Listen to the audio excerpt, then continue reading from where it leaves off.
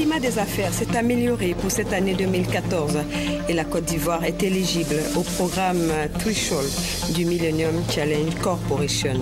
Le Premier ministre était face à la presse. La 10e édition du gala de bienfaisance de l'ONG Servir de Mme Henriette Konan-Bédié a vu la participation du président Alassane Ouattara et de son épouse Dominique. Et la fête a été belle. La ministre de la Santé et de la lutte contre le sida était hier soir au chevet des blessés de l'accident de Guéyébli au CHU de Yopougon. Le bilan est lourd, 8 morts et une quarantaine de blessés. La ministre de la Solidarité a, au cours de son séjour rwandais, rencontré des diplomates qui ont manifesté leur volonté de travailler avec la Côte d'Ivoire. Mesdames et messieurs, bonsoir. Bienvenue dans votre journal. L'invité de la page culture ce soir est l'auteur, compositeur, interprète Zwane Combs, transplanté du rein. Il nous fera vivre son expérience, une expérience qui a changé sa vie. Bonsoir Zwane Combs, merci d'avoir accepté notre invitation. Une expérience bien sûr qui a changé votre vie, vous confirmez? Effectivement madame, bonsoir. En 99, je suis donc tombé malade, j'ai fait une insuffisance rénale.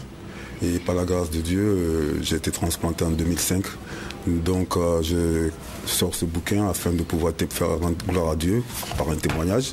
Et puis aussi donner de l'espoir à tous ceux qui sont malades et comme un témoignage. Voilà. Merci beaucoup Zwane Combs, que j'aurai le plaisir de recevoir vers la fin de cette édition. Je vous le disais en titre, le Premier ministre était face à la presse ce vendredi. Daniel Kablan-Duncan a officiellement fait le point sur l'amélioration du climat des affaires en Côte d'Ivoire pour l'année 2014 et la sélection de notre pays à l'éligibilité du programme Threshold du Millennium Challenge Corporation, MCC, financé par le gouvernement américain. Mahamadou Traoré, Noël Niagno. 4e du top 10 des pays réformateurs dans le classement Doing Business 2015. Seul pays a figuré dans ce top 10 pour la 2e année consécutive. Premier prix du pays ayant montré le plus d'amélioration en termes d'attractivité pour les investisseurs miniers, décerné par le journal du Forum britannique Mines and Money. Autant le dire, c'est une véritable success story que vit le climat des affaires en cette année 2014. La preuve, près de 6 000 entreprises ont été créées pour un investissement portant sur environ 400 milliards de francs CFA. Toutes ces performances ne sont que le couronnement de 3 années de réformes pour assainir le cadre des affaires, a indiqué le Premier ministre Daniel Kablan-Duncan aux journalistes de la presse nationale et internationale cet après-midi à son cabinet. Et le cap sera maintenu pour les années à venir, à en croire le chef du gouvernement ivoirien. Le gouvernement entend poursuivre d'ici mars 2015 l'accélération des réformes en cours, mais également engager de nouvelles réformes se rapportant notamment à la création d'entreprises, à l'octroi du permis de construire, le raccordement à l'électricité, le transfert de propriété, le commerce transfrontalier, l'exécution des contrats, l'obtention de prêts, mais aussi la réforme fiscale. L'année 2015 devra ainsi confirmer les avancées notables de la Côte d'Ivoire en matière d'amélioration du climat des affaires. Actualité oblige, Daniel Kablan-Duncan a aussi abordé la sélection de la Côte d'Ivoire, l'éligibilité du programme plancher du MCC, Millennium Challenge Corporation. Bientôt, une délégation du MCC sera à Abidjan pour discuter des retombées de ce programme.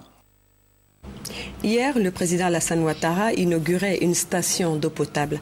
À Yopougon, le chef de l'État a promis mettre fin aux problèmes liés à la pénurie d'eau dans la ville d'Abidjan. En 2015, la Corée accompagne ce projet. Elle a fait un don de 1,5 milliard de francs à notre pays. Ce don est destiné à améliorer le réseau d'adduction d'eau dans 3 communes.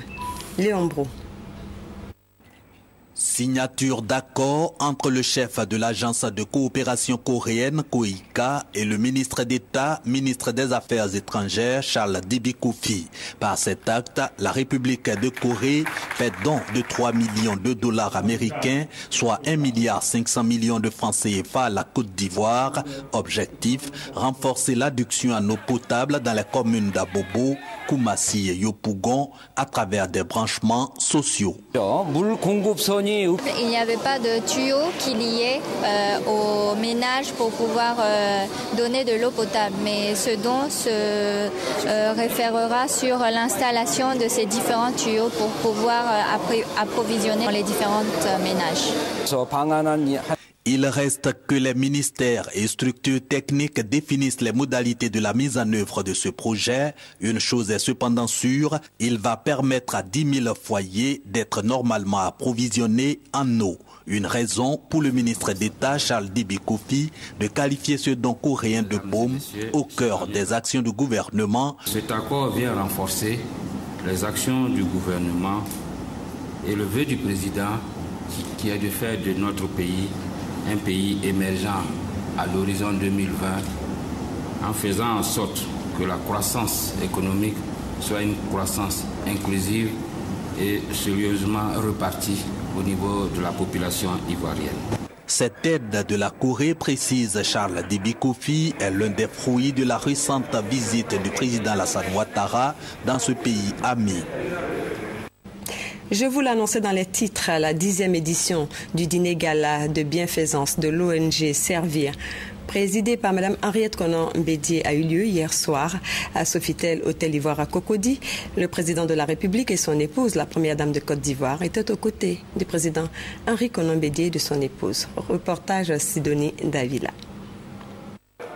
Plus de 20 ans aux côtés des populations démunies, Henriette Konan Bédié, président de l'ONG Servir, réussit encore à mobiliser des âmes compatissantes. Ce soir, à ce dîner gala de l'élan du cœur, tous convivent d'une cause noble, celle de lutter contre la misère. Servir est né le 14 mai 1996 pour être à l'écoute des catégories sociales auxquelles la nature refuse de s'ouvrir. Nous avons fait de la solidarité une valeur suprême. C'est pourquoi nous savons contribuer à entretenir la flamme allumée du progrès partagé pour éloigner la misère et le désespoir des personnes vulnérables. Pour soutenir cette action à laquelle il reste sensible, le président de la République, Alassane Ouattara, avec sa délégation, a tenu à marquer de sa présence ce 10e gala. C'est au total 37 millions recueillis grâce à la vente aux enchères d'objets de valeur. Les fonds serviront au financement de la construction du centre international d'hémodialyse dans la commune d'Atékoubé. Une première en Afrique spécialement consacrée aux insuffisants rénaux. Je vous annonce la construction effective de la première partie de notre but à partir de ces années. Les travaux sont prévus pour durer 18 mois. Sans l'appui de vos inestimables aides dont nous disposons utilement, cela ne sera jamais possible. Pour encourager à la construction de cet hôpital, un ancien dialysé nous conte son parcours. Mon histoire commence en 2007, au cours d'une réunion à la RTI. J'ai piqué une crise et je suis tombé dans le coma. Je suis resté dans la dialyse jusqu'en 2008 et j'ai été greffé le 8 septembre 2010 à l'hôpital Foch à Paris. La dialyse, c'est un passage très difficile qui vous laisse un traumatisme très important sur le plan physique, mais surtout sur le plan mental. Je voudrais vous demander de remercier Monsieur le Président de la République parce qu'avant lui, on ne pouvait pas faire des greffes en Côte d'Ivoire. Et quand il est venu au pouvoir, il a dit, première décision, il faut autoriser les greffes dans notre pays. Hommage a été rendu au couple présidentiel équato-guinéen pour leur marque de sympathie et de soutien au combat mené par la présidente de l'ONG Servir. Engagée désormais sans retenue, comme elle aime à le dire, Henriette Konan Bédié veut pouvoir compter sur l'esprit de solidarité et de générosité de tous en apportant une contribution significative à cette initiative. Cette somptueuse soirée de la 10e édition du Gala Servir ferme ses portes certes, mais celle du siège de l'ONG située aux 2 plateaux reste ouverte pour toute âme de bonne volonté. Le programme national de lutte contre le paludisme a donné le coup d'envoi de sa deuxième campagne nationale de distribution gratuite de moustiquaires imprégnés d'insecticides à longue durée d'action. Lancement officiel à Yamoussoukro en présence de la ministre de la Santé et de la lutte contre le sida, le docteur Raymond Goudou Kofi. Reportage Kader Sogodogo. Avec un taux de 43%, le paludisme demeure la première cause de consultation en Côte d'Ivoire. Pour ralentir les effets néfastes de cette pathologie, la prévention se présente comme étant la méthode la plus efficace avec en prime la moustiquaire imprégnée d'insecticides à longue durée d'action, MILDA. Après une première phase, le ministère ivoirien de la Santé et de la lutte contre le sida et les partenaires au développement, notamment le Fonds mondial de lutte contre le sida, la tuberculose et le paludisme, remettent le couvert avec la deuxième campagne nationale de distribution gratuite de moustiquaires imprégnés. 13 millions de moustiquaires d'une valeur de 29 milliards de francs CFA seront ainsi remises aux populations de 15 régions du pays. Le lancement de cette campagne a eu lieu à Yamoussoukro, au quartier d'Oulakro, en présence de la ministre Raymond Goudou Kofi. Aujourd'hui, comme hier, le paludisme constitue un véritable problème de santé publique dans le monde et plus particulièrement en Côte d'Ivoire, au regard de sa fréquence, sa gravité et ses conséquences socio-économiques importantes. Conscient donc de ces conséquences négatives du paludisme sur le développement social et économique de notre pays, le gouvernement, avec l'appui de tous nos partenaires techniques et financiers, s'est engagé dans la lutte en posant des actions. Démarrée donc à Yamoussoukro, la campagne de distribution gratuite de moustiquaires imprégnés d'insecticides à longue durée d'action prendra fin le 22 décembre prochain dans l'espoir d'une chute considérable du taux de paludisme en Côte d'Ivoire dans les années à venir. Un grave accident de la route s'est produit hier vendredi à Gueyebli, village situé dans le département de Dieucoué, dans la région du Guémont, faisant 8 morts et une quarantaine de blessés. Les blessés graves ont été évacués hier nuit au CHU de Yopougon. La ministre de la Santé et de la lutte contre le sida, informée de la situation, s'est rendue au CHU pour traduire la compassion du gouvernement aux blessés. Reportage Victorine Yaouyouboui. 8 morts et une quarantaine de blessés, c'est le bilan de l'accident qui s'est produit ce vendredi à Gueyebli, un village dans le département de Dieucoué. Les 12 cas graves parmi les blessés ont été évacués dans la nuit de vendredi à samedi au CHU de Yopougon. Ces blessés souffrent pour la plupart de traumatismes crâniens et de fractures. Le ministre de la Santé et de la lutte contre le sida, dépêché sur les lieux, a traduit la compassion du gouvernement à ces blessés. Elle les a rassurés quant à la prise en charge totale de leurs soins. Pour ceux pour lesquels il nécessitait bien sûr une prise en charge beaucoup plus importante, nous les avons fait partir depuis ce matin en tout cas sur Yamoussoukro, sur Toumoudi, parce que justement il y a un plateau technique un peu plus performant, et tous ceux qui nécessitent une intervention chirurgicale pointue, telles que les fractures ouvertes, commotion cérébrale et autres, nous avons donc averti nos services du CHU de Yopougon et ils ont été pris en charge dès leur arrivée ici. Alors c'est très difficile parce que nous ne sommes pas encore, comme je dis, entrés dans les festivités de fin d'année, mais déjà depuis 2 semaines, nous constatons qu'il y a énormément d'accidents de la voie publique. Selon les témoignages, un camion de 35 tonnes aurait fait une sortie de route pour se retrouver sur la place du marché de Gueyebli, endeuillant ainsi plusieurs familles.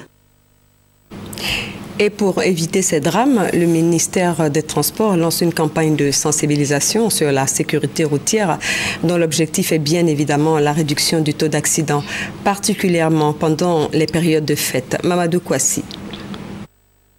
En Côte d'Ivoire, 6 000 accidents de la route sont enregistrés par an, avec 600 personnes tuées et 11 000 autres blessés, selon une étude. Les facteurs humains constituent les principales causes des accidents. En période de fête, l'on enregistre également un fort taux d'accidents sur les routes, en ville comme en campagne. D'où cette opération de sensibilisation menée par le ministre des Transports. Gaoussou Touré invite les conducteurs au respect du code de la route, à l'entretien des véhicules et à la non-consommation de l'alcool avant de prendre le volant. Les fêtes occasionnent des déplacements massifs qui peuvent souvent perturber le trafic. Donc il est important que nous soyons patients et que nous respectons les règles pour éviter des morts. Gaussou Touré a saisi l'occasion pour présenter la nouvelle politique du gouvernement pour le développement du secteur du transport routier. 2015 sera l'occasion de la matérialisation de nos routes, le renouvellement du parc automobile, l'amélioration de nos routes, ainsi que l'automatisation de l'ensemble des opérations concernant la sécurité routière. Les automobilistes rencontrés ont salué l'initiative du gouvernement. Ils promettent la prudence au cours de cette période de fête. Je conduis prudemment, je contrôle toujours ma voiture, je prends soin de mes roues surtout pour éviter cas d'éclatement, surcharge et tout. Moi, je me comporte prudemment. Lors de cette campagne de sensibilisation, des prospectus expliquant les dispositions à prendre pour éviter les accidents et des kits d'alcotests ont été distribués.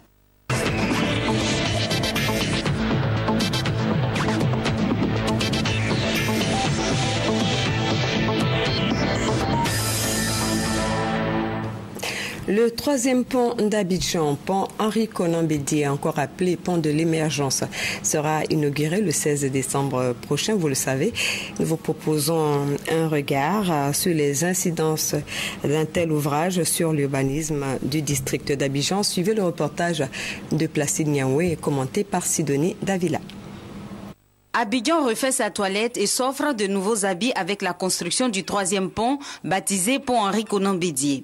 25 mois seulement auront suffi pour sortir de terre cet ouvrage long de 15 000 mètres, reparti en 30 travées de 50 mètres chacune. Ouvrage qui va changer la physionomie de la perle des lagunes et les habitudes des Abidjanais. Les travaux et les ouvrages réalisés de l'échangeur Mitterrand à l'échangeur de la Riviera ne laissent pas les populations indifférentes. La population, par ma voix, d'abord dit merci au président Alassane et lui demande de continuer le travail qu'il a commencé. Je pense que c'est bienvenu. Tout le monde l'attendait depuis longtemps. Il arrive, on est tous contents. Le pont était très bien construit. On peut même ajouter des poubelles sur les routes pour ne pas salir le pont. Même son de cloche du côté de la commune de Makori à l'échangeur Valérie Giscard d'Estaing, dans la section sud, où les signes annonciateurs de cette révolution urbanistique sont beaucoup plus visibles. Quand il arrive du côté de l'INGS, il y a toutes les habitations qui ont été détruites. Là. Il y a eu des immeubles. Quand il rentre à Sikoji, il y a tout un quartier de Sikoji qui a été déménagé. Ils ont été relogés à Setao, à Lyodan. Donc là, il y a eu un impact puisque le pont a impacté sur nos rues. Il y a 2 rues aujourd'hui qui sont fermées. On a 3 rues qui doivent être réaménagées. Donc ce pont, dans un premier temps, a déstructuré, dénaturé Makori pour lui donner un autre visage. La réalisation du pont Henri Konan Bédié de l'échangeur de Makori susciteront à court terme d'autres investissements. Ces terres vont prendre de la valeur. Beaucoup de gens vont vouloir s'établir sur cet axe parce que c'est plus facile de se faire voir, par exemple, quand c'est un espace commercial, quand ce sont des habitations de luxe. Les gens peuvent facilement aller du nord au sud, donc ils vont vouloir se loger par là. Et donc, naturellement, aussi bien l'État que les collectivités locales vont envisager des projets d'envergure. C'est vrai que quand on regarde ce pont avec une telle architecture, ça nous demande à Makori de faire un effort pour suivre le mouvement. Alors si vous regardez du côté gauche du pont, vous avez 2 quartiers qu'on appelle le quartier Konan Raphaël. Alors ces quartiers-là, c'était des habitations à l'origine pour les économiquement faibles. Aujourd'hui, avec le pont émergent, ce quartier doit être restructuré.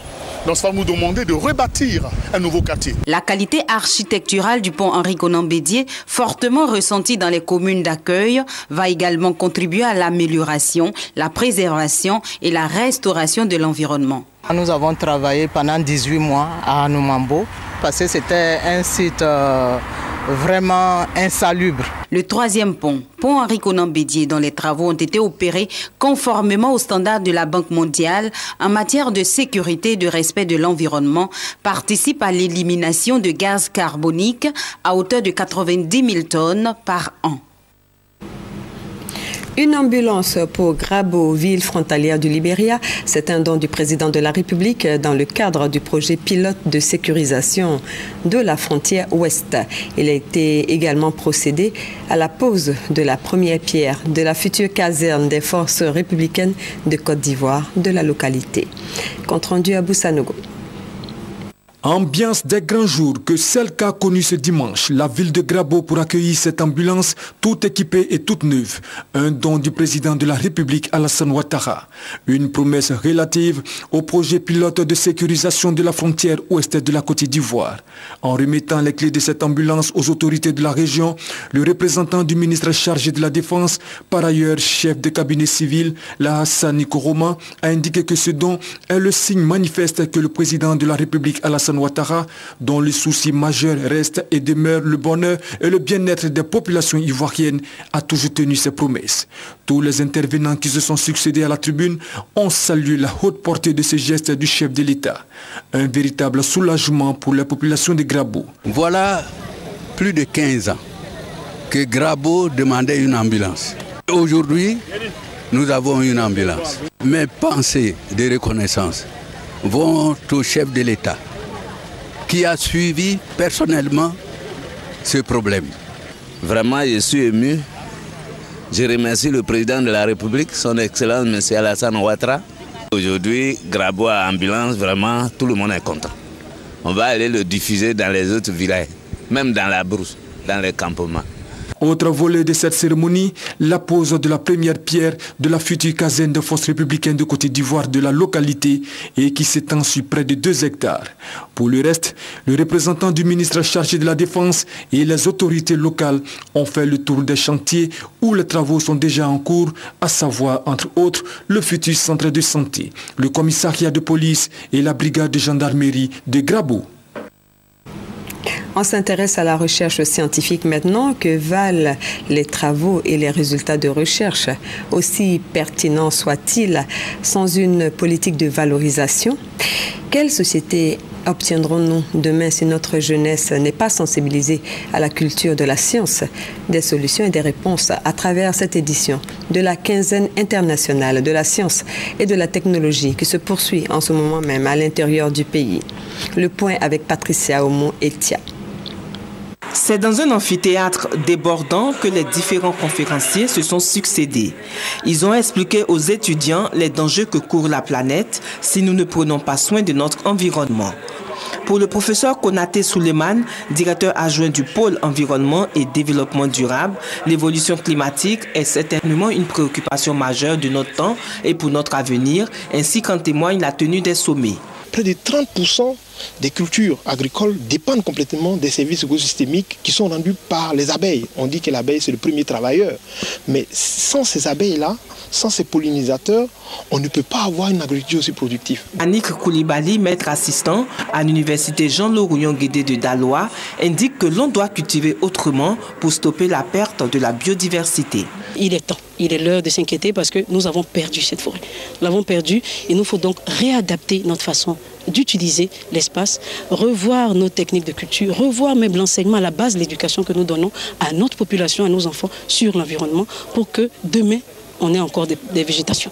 La délégation de la direction de la recherche scientifique et de l'innovation technologique s'est ensuite rendue dans un collège pour expliquer aux plus jeunes, à travers des posters, l'importance de la biodiversité. La biodiversité est une bonne chose. Il faut préserver l'environnement.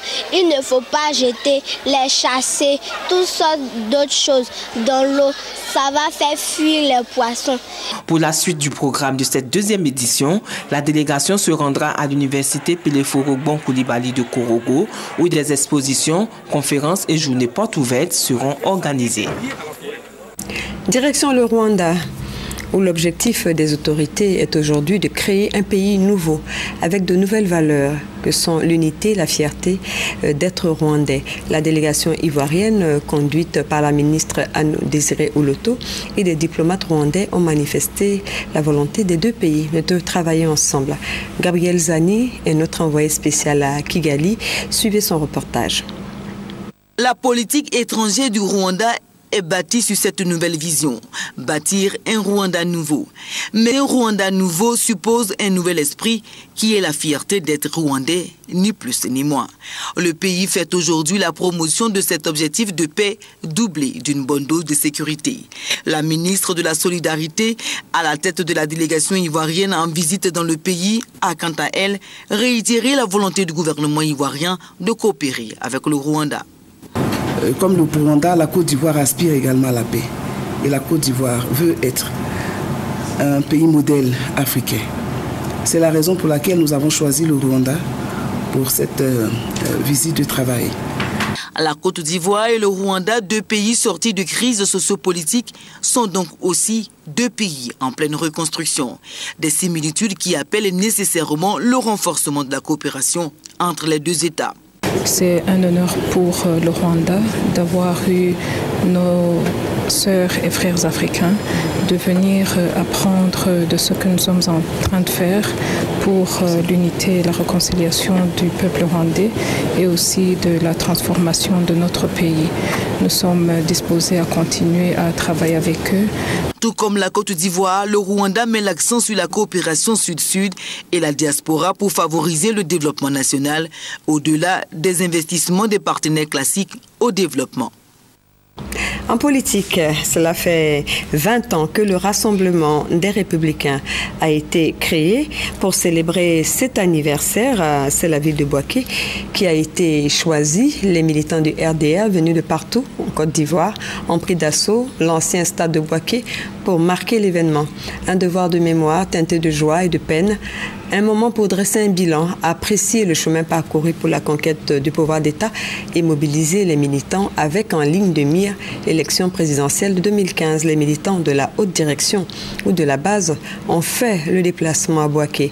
Personne ne voulait se faire compter l'événement, relevant ainsi le défi de la mobilisation sous la conduite du professeur Henriette Dagri-Diabaté et du ministre Amadou Soumaoro, secrétaire général par intérim. Le reportage de Brahima Doumbia dans nos prochaines éditions.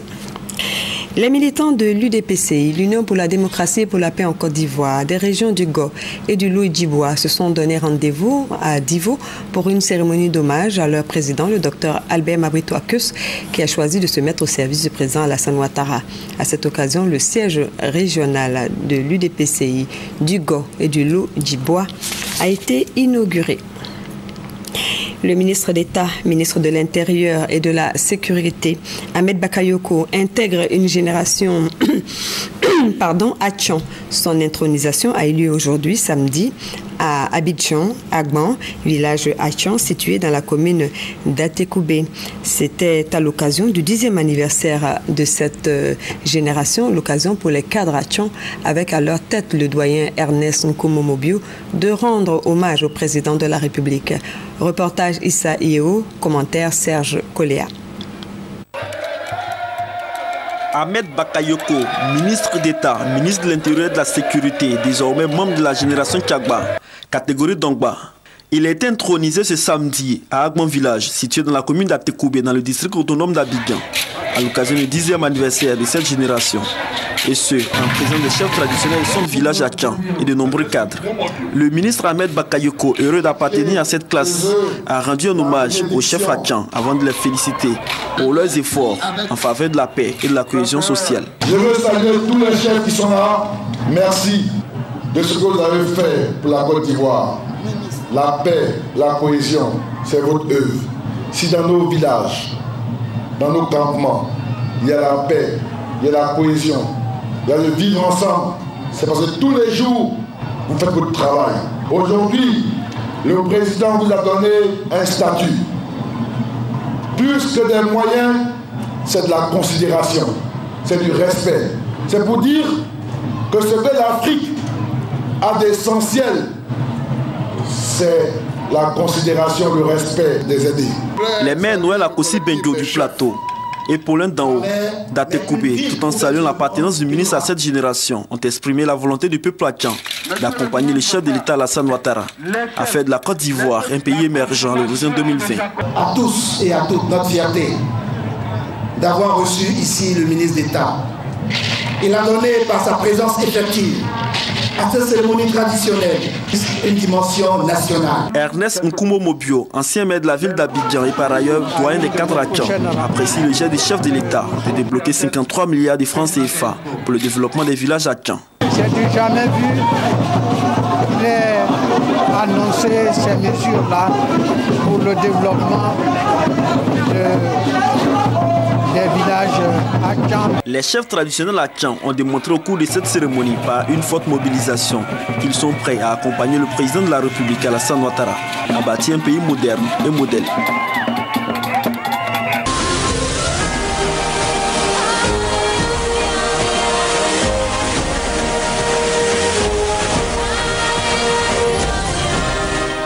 Voilà, je vous l'annonçais en début de journal, à l'invité de la page culture est l'auteur, compositeur, interprète Zwane Combs, transplanté du Rhin.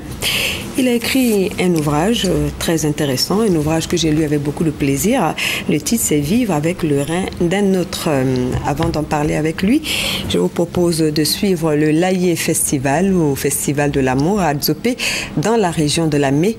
Ce festival a démarré hier, vendredi, prévu pour se dérouler sur 3 jours. Il célèbre la fraternité et l'entente entre les peuples. Ce sera l'occasion de célébrer le dialogue des cultures, sensibiliser sur les bienfaits du sport et faire la promotion de l'art culinaire en pays acquis. Franck Adio. Adzopé, dans la région de la Mé, au sud de la Côte d'Ivoire, l'amour ou Laye, en langue locale acquis, matérialisé le temps d'un festival, la 3e édition du Laye Festival d'Adzopé. Donc c'est aussi la fête de l'intégration par la culture, et Laye Festival est une célébration de la femme. Nous avons vécu beaucoup de distensions, beaucoup de déchirures, et donner un peu d'amour de nous serait notre façon à nous de remettre les choses, d'essayer à notre niveau de recoller les morceaux et faire en sorte que les Ivoiriens se retrouvent ensemble et partagent en commun cet amour, cette paix que nous recherchons tous. Cérémonie d'ouverture et danse du terroir local et d'autres venus d'ailleurs pour planter le décor.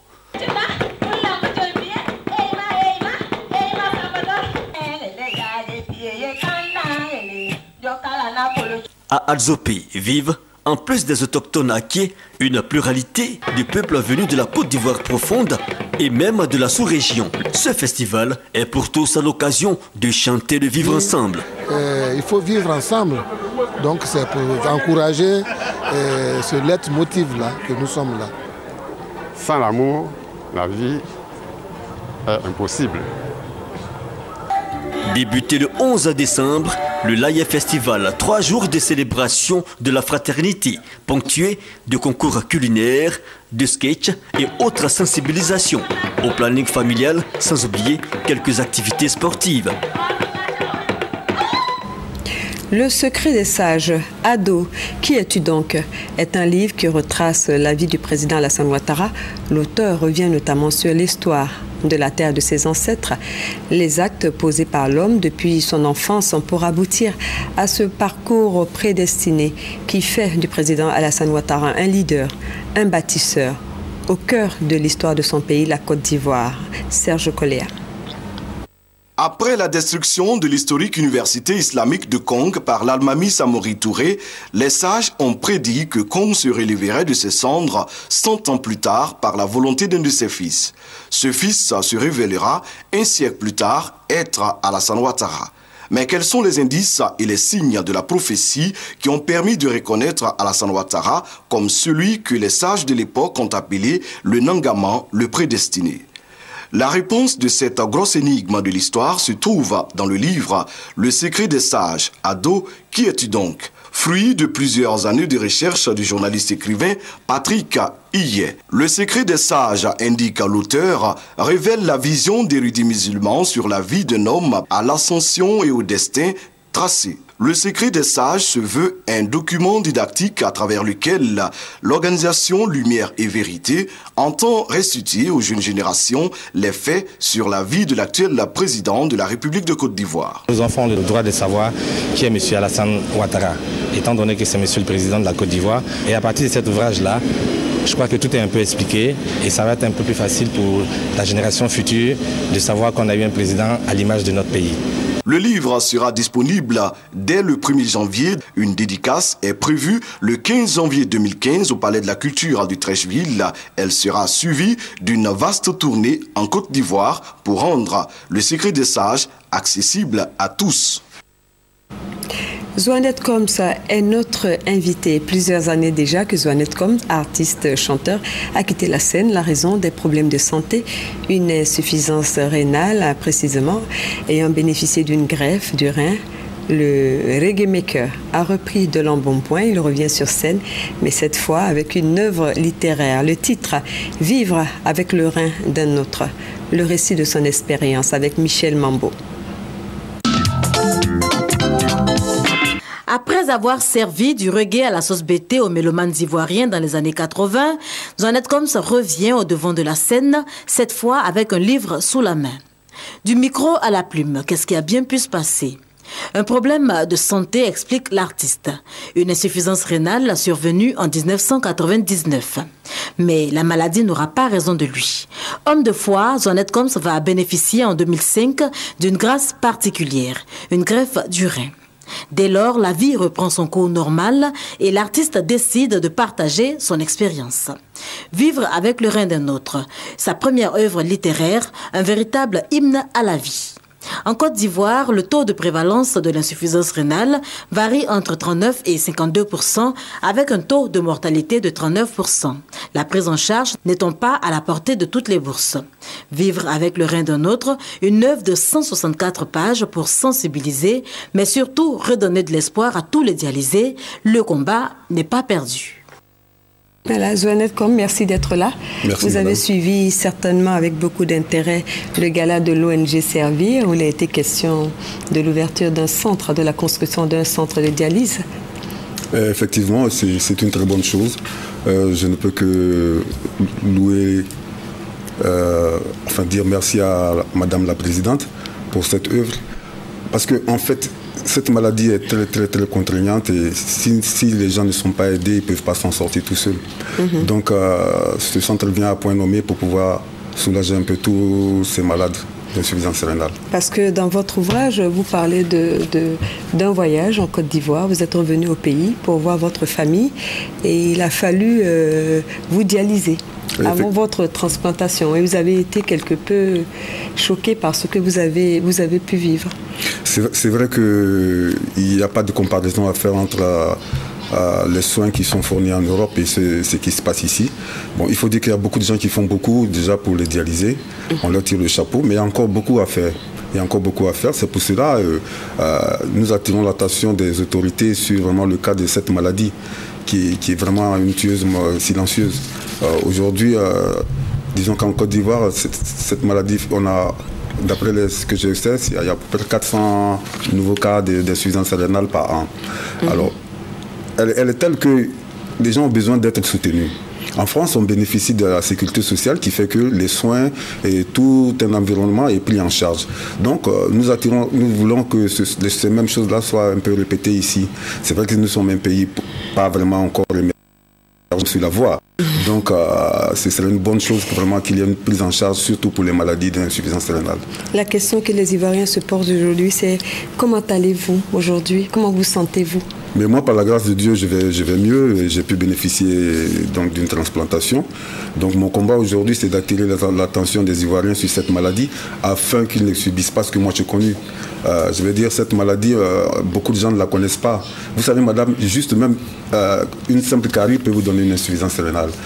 Une hypertension artérielle peut vous donner une insuffisance rénale. C'était votre cas? Voilà, moi c'était l'hypertension artérielle. L'obésité, le diabète, la prise excessive des médicaments, une mauvaise alimentation, tout cela peut vous détruire la santé. Donc j'ai écrit ce livre aussi pour attirer l'attention des uns sur les autres sur la santé qui est la plus grande richesse. Et il faut dire aussi qu'en Afrique, nous avons cette mauvaise habitude de ne courir à l'hôpital que lorsqu'il est déjà trop tard. Donc c'est pour dire aux frères que aussi bien on fait un dépistage pour le sida, on fait aussi des dépistages pour l'insuffisance rénale. Donc il est temps que chacun puisse s'enquérir de l'état de santé de ses reins. Voilà, donc la transplantation, comment ça se passe? Comment on est sélectionné? Vous étiez dialysé, étiez-vous sur une liste? Voilà, d'abord on est dialysé et puis on subit une bactérie d'examen et en fonction donc des normes, on est sur une liste d'attente. On est donc répertorié. En fonction de votre groupe sanguin, il y a beaucoup de paramètres qui rentrent en ligne de jeu. Et puis, lorsqu'il y a un rein qui arrive et qui vous correspond, s'il y a compatibilité, ben vous bénéficiez de cette greffe. Je voudrais dire aux gens qu'à Paris, c'est gratuit. Parce que beaucoup de gens me demandent combien je paye, mais moi, je n'ai pas les moyens. Je suis qu'un enfant de pauvre, donc je n'ai pas les moyens, mais j'ai pu bénéficier de cette greffe. C'est l'égalité devant les soins. Voilà, voilà. Et c'est la chose que nous souhaitons pour tout le monde, ici en Côte d'Ivoire. Mais vous dites dans votre livre, dans votre œuvre, quand on a connu la galère de la maladie, on mesure mieux la valeur de la santé et on apprécie différemment les choses de la vie. On se rend compte qu'avoir une bonne santé est une grâce qu'en général, nous ne savons pas apprécier.